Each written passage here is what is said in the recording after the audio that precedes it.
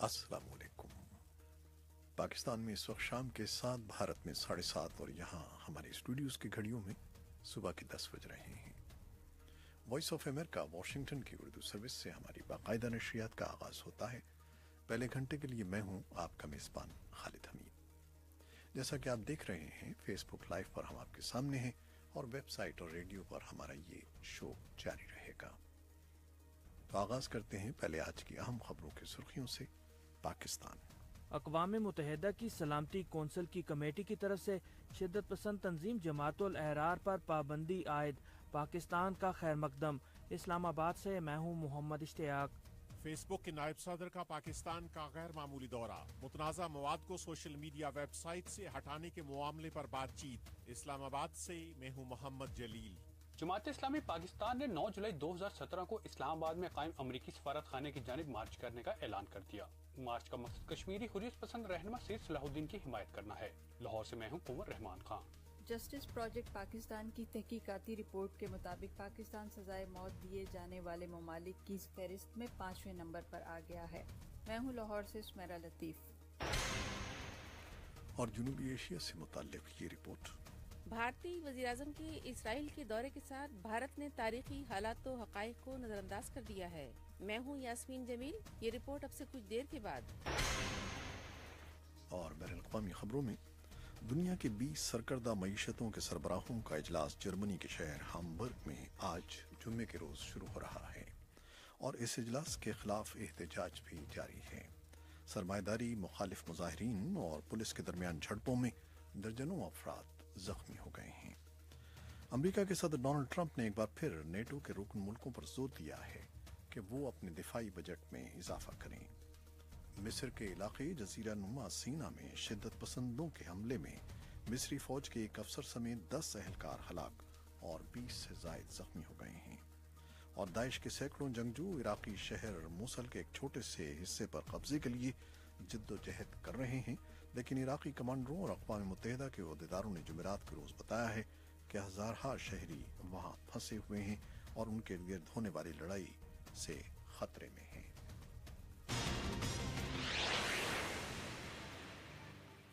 خبریں اب تفصیل کے ساتھ۔ پاکستان نے اقوام متحدہ کی سیکیورٹی کونسل کی جانب سے پاکستانی طالبان سے الگ ہونے والے گروپ جماعت الاحرار کو دہشت گردوں کی فہرست میں شامل کرنے کے فیصلے کا خیر مقدم کیا ہے۔ ذرائع کے مطابق یہ گروپ افغان صوبے ننگرہار سے اپنی کارروائیاں کرتا ہے۔ اسلام آباد سے محمد اشتیاق کی رپورٹ۔ اقوام متحدہ کی سلامتی کونسل کی ایک خصوصی کمیٹی نے کالعدم شدت پسند تنظیم تحریک طالبان پاکستان کے دھڑے جماعت الاحرار کو اس فہرست میں شامل کر لیا ہے جن پر بین الاقوامی پابندیاں عائد ہوتی ہیں۔ واضح ہے کہ پاکستان نے گزشتہ سال جماعت الاحرار پر پابندی عائد کرنے کی تجویز دی تھی۔ پاکستان کی وزارت خارجہ کے ترجمان کے دفتر سے جاری بیان میں اقوام متحدہ کی سلامتی کونسل کی کمیٹی کے فیصلے کا خیر مقدم کیا گیا۔ بیان میں کہا گیا کہ جماعت الاحرار کے جنگجو افغانستان کے صوبہ ننگرہار سے اپنی کارروائیاں کرتے ہیں۔ پاکستان نے گزشتہ سال اس تنظیم پر پابندی عائد کی تھی۔ 2015 میں اقوام متحدہ کی سلامتی کونسل کی کمیٹی نے کالعدم تحریک طالبان پاکستان کے سربراہ ملا فضل اللہ کو دہشت گرد کارروائیوں میں ملوث ہونے اور ان کارروائیوں میں مالی معاونت فراہم کرنے پر اس فہرست میں شامل کر لیا تھا جن پر بین الاقوامی پابندیاں عائد ہوتی ہیں۔ پاکستان میں رواں سال ہونے والے مختلف دہشت گرد حملوں کی ذمہ داری جماعت الاحرار قبول کرتی رہی ہے۔ پاکستانی حکام کا دعویٰ ہے کہ جماعت الاحرار کی قیادت اور پناہ گاہیں مبینہ طور پر افغانستان میں موجود ہیں اور کابل حکومت سے یہ مطالبہ بھی کیا جاتا رہا ہے کہ وہ ان کے خلاف کارروائی کرے۔ واضح ہے کہ افغانستان کی حکومت کی طرف سے بھی یہ الزامات عائد کیے جاتے رہے ہیں کہ افغان طالبان کی پناہ گاہیں اب بھی پاکستان میں ہیں جہاں سے عسکریت پسند افغانستان میں حملوں کی منصوبہ بندی کرتے ہیں، تاہم پاکستان ان الزامات کی تردید کرتا ہے۔ دریاسنا جمعے کو وزیر اعظم نواز شریف کی زیر قیادت نیشنل سیکیورٹی کمیٹی کا اجلاس ہوا جس میں فوج کے سربراہ جنرل قمر جاوید باجوہ بھی شریک تھے۔ اس اجلاس میں ایک مرتبہ پھر اس عزم کا اعادہ کیا گیا کہ افغانوں کی زیر قیادت امن عمل کے لیے پاکستان کوششیں جاری رکھے گا۔ محمد اشتیاق، وائس آف امریکہ، اسلام آباد۔ जमात इस्लामी पाकिस्तान ने 9 जुलाई को इस्लामाबाद में अमरीकी सिफारतखाने की जानिब मार्च करने का ऐलान किया है, जिसका मकसद कश्मीरी अस्करी कमांडर सैयद सलाहुद्दीन के साथ यकजहती का इजहार है, जिसे अमरीका ने भारतीय वज़ीर आज़म नरेंद्र मोदी के दौरे के मौके पर आलमी दहशतगर्दों की फहरिस्त में शामिल किया है। लाहौर से कुंवर रहमान खान की एक रिपोर्ट। मार्च का ऐलान अमीर जमात इस्लामी सेंटर सिराजुल हक ने लाहौर में वाक़ जमात इस्लामी के मरकज मंसूरा में सहाफ़ियों से गुफ्तगू करते हुए किया। सिराजुल हक ने कहा कि जो हक अमरीकियों को आज़ादी के लिए है वही हक कश्मीरियों को भी है। कश्मीरियों की आज़ादी की तहरीक आवाम की तहरीक है, जिसमें कोई मुसल्लह अंसर शामिल नहीं। वॉइस ऑफ अमेरिका के नुमाइंदे से बात करते हुए सिराजुल हक ने कहा कि सलाहुद्दीन पर पाबंदी लगाने से तहरीक में तेजी आएगी। आज़ादी हर किसी का हक है। 9 जुलाई को हम मार्च करेंगे इस्लामाबाद में अमरीकी सफारत खाने की तरफ, और हम हिंदुस्तान को भी बताना चाहते हैं कि उनके कहने पर अमेरिका ने जो सलाहुद्दीन पे पाबंदी लगा दी है, ये जिहाद, ये जदोजहद और ये आज़ादी का मोमेंट, ये उससे और तेज़तर होगा। इस सिलसिले में इस्लामाबाद में कायम अमरीकी सफारत खाने की तर्जुमान मिस कोवान से राब्ता किया गया तो उन्होंने बताया कि ऐसी खबरें उनके इल्म में हैं, लेकिन वो इस पर कोई तबसरा नहीं करना चाहती। याद रहे अमरीका ने 26 जून 2017 को कश्मीरी अलहदगी पसंद रहनुमा मोहम्मद यूसुफ शाह उर्फ सैयद सलाहुद्दीन को अस्करियत पसंद कहते हुए आलमी दहशतगर्द करार दिया था। वो भारत के जेर इंतजाम मकबूजा कश्मीर में हिजबुल मुजाहिदीन के सरबराह है। गुज़िश्ता हफ्ते पीर को अमरीकी महकमा खारजा की जानिब से जारी करदा बयान में कहा गया था कि सलाहुद्दीन को एग्जीक्यूटिव ऑर्डर 13224 के सेक्शन 1B के तहत दहशतगर्द करार दिया गया है। सैयद सलाहुद्दीन को दहशतगर्द करार देने का ऐलान व्हाइट हाउस में भारतीय वज़ीर आज़म नरेंद्र मोदी और अमेरिकी सदर डोनाल्ड ट्रंप के दरमियान मुलाकात से चंद घंटे कबल किया गया था। कुंवर Rahman Khan, voice of America, Lahore. Maqbool social media website Facebook के नायब सदर पाकिस्तान के दौरे पर हैं। उन्होंने पाकिस्तान के वज़ीर दाखिला से मुलाकात के दौरान फेसबुक पर तौहीन आमेज मवाद खत्म करने के लिए मुतअद्दिद इक़दामात के बारे में तबादला ख्याल किया है। इस्लामाबाद से ये रिपोर्ट है मोहम्मद जलील की। पाकिस्तान में हालिया महीनों में इंटरनेट और समाजी राब्तों की वेबसाइट्स, खास तौर पर फेसबुक पर मुबैना तौर पर तौहीन मजहब और नफरत अंगेज मवाद पोस्ट होने की वजह से हुकूमत के लिए ऐसे मवाद को समाजी मीडिया से हटाना एक चैलेंज बनता जा रहा है। हुकाम ने इस दौरान मुतअद्दिद अफराद के खिलाफ कार्रवाई की है जो मुबैना तौर पर ऐसी सरगर्मियों में मुलव्विस हैं, लेकिन हुकूमत पाकिस्तान इस सिलसिले में फेसबुक इंतजामिया से भी राब्ते में है और इसी सिलसिले में फेसबुक के नायब सदर जोएल कपलान पाकिस्तानी हुकाम से बातचीत के लिए जुमे को इस्लामाबाद पहुंचे। पाकिस्तान की वजारत दाखिला के तर्जुमान की तरफ से जारी होने वाले एक बयान के मुताबिक वजीर दाखिला चौधरी निसार अली ने जोएल कपलान तौहीन मजहब से मुतल्लिक मवाद को समाजी मीडिया से हटाने के लिए की जाने वाली कोशिशों के बारे में बात की। वाज़ेह है कि पाकिस्तान में तौहीन मजहब से मुतल्लिक मवाद की नश्र व अशात एक गैर कानूनी इकदाम है। बयान के मुताबिक फेसबुक ने अपने प्लेटफॉर्म को महफूज रखने और उन अक़दार की तरवीज के अज़्म को दोहराया जो फेसबुक कम्युनिटी के मेयार के मुताबिक हैं। फेसबुक की तरफ से जाली अकाउंट्स और ऐसे मवाद को हटाने के अज़्म का इजहार किया गया जो नफरत, इश्तियाल अंगेजी और तशद्दुद पर उकसाने का बायस बन सकता है।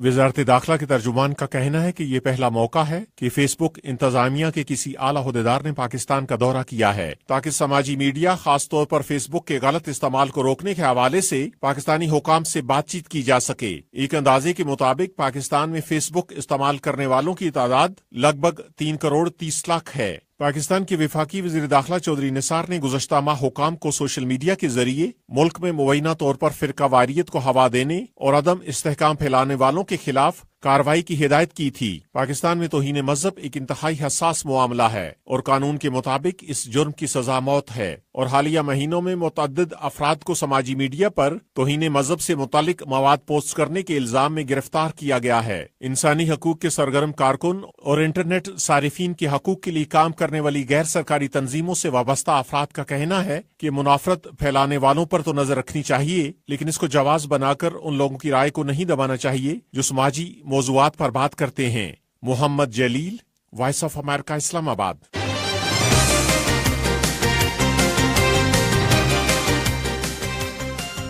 दुनिया की 20 बड़ी मईशतों के सरबराहों का इजलास जर्मनी के शहर हामबर्ग में आज जुमे के रोज शुरू हो रहा है। मेजबान जर्मन चांसलर एंगेला मर्केल ने जुमेरात के रोज कहा कि उन्हें उम्मीद है कि सरबराहान इन उमूर के जवाब तलाश करेंगे और ताउन करेंगे, हालांकि मौसमियाती तब्दीलियों और तिजारत पर इत्तेफाक के इम्कानात गैर यकीनी हैं। और इसी असना में इस इजलास के खिलाफ एहतजाज करने वाले सरमायादारी मुखालिफ मुजाहिरीन और पुलिस के दरमियान झड़पों में درجنوں افراد زخمی ہو گئے ہیں۔ جمعرات کی شام جرمن چانسلر اینگلا مرکل اور امریکی صدر ڈونلڈ ٹرمپ کے درمیان ملاقات ہوئی، جو اس اجلاس میں شرکت کے لیے وہاں پہنچے ہیں۔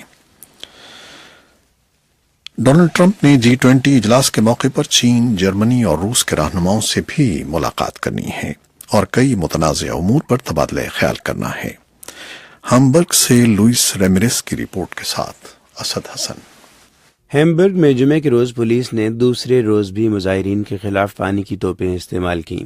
یہ مظاہرے ایسے وقت میں ہو رہے ہیں جب یہاں G20 کا اجلاس ہو رہا ہے اور جمعے کے دن کے ایجنڈے میں سب سے اہم بات امریکہ کے صدر ڈونلڈ ٹرمپ کی روس کے صدر ولادیمیر پوٹن کے ساتھ پہلی بالمشافہ ملاقات ہے۔ سائیڈ لائن ملاقاتوں میں یہ اہم ترین ملاقات ہے جس پر گہری نظریں جمی ہیں۔ توقع ہے کہ امریکہ کے صدر شام، یوکرین، شمالی کوریا اور ممکنہ طور پر امریکہ کے انتخابات میں روس کی مبینہ مداخلت کے الزامات جیسے معاملات پر بھی بات کریں گے۔ ہیمبرگ میں مظاہرین نے صدر ٹرمپ اور دیگر رہنماؤں کے G20 کے مقام پر داخلے کی راہ میں رکاوٹیں کھڑی کرنے کی کوششیں کیں۔ مظاہرین معاشی عدم مساوات کا ذمہ دار ان رہنماؤں کو خیال کرتے ہیں۔ صدر ٹرمپ جب پولینڈ سے ہیمبرگ پہنچے تو یہاں حالات ان کے لیے بالکل مختلف تھے۔ پولینڈ میں ان کا پرتپاک استقبال کیا گیا جبکہ یہاں مظاہرین ان کے منتظر تھے۔ پولیس نے بائیں بازو کے مظاہرین پر پانی کی توپیں اور لاٹھیاں استعمال کیں۔ یہ مظاہرین کئی دنوں سے امریکہ کے صدر کے انتظار میں یہاں کیمپ لگائے بیٹھے تھے۔ آلما ونڈر ایک احتجاجی ہیں۔ ان کے الفاظ ہیں، What are my thoughts about it? Oh, Donald Trump is kind of really symbolic for this. میرا اس بارے میں کیا خیال ہے؟ ڈونلڈ ٹرمپ اس مسئلے میں علامتی حیثیت رکھتے ہیں۔ دنیا میں بحران کو کس طرح سے حل کرنا ہے وہ ہمارے دشمنوں کی علامت ہیں۔ ہیمبرگ تاریخی طور پر کیپٹلزم کے مخالف مظاہروں میں مرکزی سٹیج کی حیثیت رکھتا ہے۔ یہ اس کشادگی کی بھی علامت ہے جس کا اظہار جرمن چانسلر اینگلا مرکل تحفظ تجارت کے لیے کرنا چاہتی ہیں۔ I think we're united in our will to strengthen multilateral relations at the G20 summit. میں سمجھتی ہوں کہ ہم G20 سربراہ اجلاس میں ایک دوسرے کے ساتھ مختلف سطحوں پر تعلقات مضبوط بنانے کے لیے متحد ہیں۔ ہمیں ایک کشادہ معاشرہ چاہیے، خاص طور پر تجارت کا بہاؤ۔ مسٹر ٹرمپ کے یہاں پہنچنے سے قبل جرمن وزیر خارجہ نے اس بارے میں تشویش کا اظہار کیا کہ ڈونلڈ ٹرمپ کی جرمنی کے تجارتی سرپلس سے متعلق شکایت امریکہ کے ساتھ تجارتی جنگ کی طرف لے جا سکتی ہے۔ ہیمبرگ اجلاس ڈونلڈ ٹرمپ کو موقع فراہم کرتا ہے کہ وہ یہاں چین کے صدر شی جن پنگ کے ساتھ ملاقات میں شمالی کوریا کے جوہری پروگرام اور چین کی جانب سے بین الاقوامی تجارت میں کم قیمتیں مقرر کرنے کے مسئلے پر گفتگو کر سکیں۔ اسد حسن، وائس آف امریکہ، واشنگٹن۔ مصر کے علاقے جزیرہ نما سینا میں شدت پسندوں کے حملے میں مصری فوج کے ایک افسر سمیت 10 اہلکار ہلاک اور 20 سے زائد زخمی ہو گئے ہیں۔ حکام کے مطابق حملہ البرس نامی علاقے کے جنوب میں واقع ایک گاؤں رفح میں فوج کے ایک مرکز کے نزدیک واقع چوکی پر ہوا۔ حکام نے بتایا کہ پہلے ایک خودکش بمبار نے بارود سے بھری اپنی گاڑی چوکی سے ٹکرا دی، جس کے بعد درجنوں نقاب پوش مسلح جنگجوؤں نے فوجی مرکز پر دھاوا بول دیا اور اندھا دھند فائرنگ کی۔ حملے میں 10 اہلکار ہلاک اور 20 سے زائد زخمی ہوئے۔ ہلاک ہونے والوں میں مصری فوج کے اسپیشل یونٹ کا ایک اعلیٰ افسر کرنل احمد المنسی بھی شامل ہے۔ تاہم حملے کی ذمہ داری کسی نے قبول نہیں کی ہے۔ داعش کے سینکڑوں جنگجو عراقی شہر موصل کے ایک چھوٹے سے حصے پر قبضے کے لیے جدوجہد کر رہے ہیں، لیکن عراقی کمانڈروں اور اقوام متحدہ کے عہدیداروں نے جمعرات کے روز بتایا کہ ہزارہ شہری وہاں پھنسے ہوئے ہیں اور ان کے ارد گرد ہونے والی لڑائی سے خطرے میں ہیں۔ شدت پسندوں نے دھمکی دی ہے کہ جو شہری بچ نکلنے کی کوشش کریں گے انہیں دھماکے سے اڑا دیا جائے گا۔ عراق میں اقوام متحدہ کے انسانی امور کے عہدیدار لیس گارنٹے نے فرانسیسی خبر رساں ادارے کو بتایا کہ موصل کے کچھ چھوٹے حصوں میں جو ابھی داعش کے قبضے میں ہیں 15,000 شہری پھنسے ہوں گے۔ ہو سکتا ہے کہ یہ تعداد 20,000 ہو۔ قبرص کے تنازع پر اقوام متحدہ کی سرپرستی میں جنیوا میں ہونے والی بات چیت بغیر کسی معاہدے کے ختم ہو گئی ہے۔ اس تنازع نے جزیرے کو پچھلے 4 اشروں سے تقسیم کر رکھا ہے۔ اقوام متحدہ کے سیکرٹری جنرل اینٹونیو گوٹریس نے جمعے کے روز افسوس کا اظہار کیا کہ کوئی معاہدہ طے نہ پا سکا اور طویل عرصے سے جاری اس مسئلے کا حل تلاش کیے بغیر یہ کانفرنس ختم ہو گئی۔ قبرص کو متحد کرنے کے لیے ہونے والی اقوام متحدہ کی اس کانفرنس کے شرکاء میں یونانی اور ترک قبرص کے سربراہ اور 3 ضامن ملکوں یونان، ترکی اور سابق نو آبادیاتی حکمراں برطانیہ کے نمائندے شامل تھے۔ ان کے عہدیدار یورپ یونین کے سینئر عہدیدار بھی تھے۔ اس کے ساتھ ہی فیس بک لائیو سے ہم آپ سے اجازت چاہیں گے۔ ویب سائٹ اور ریڈیو پر بھی ہمارا یہ شو جاری ہے۔ خالد حمید کو اجازت دیجیے گا۔ اللہ حافظ۔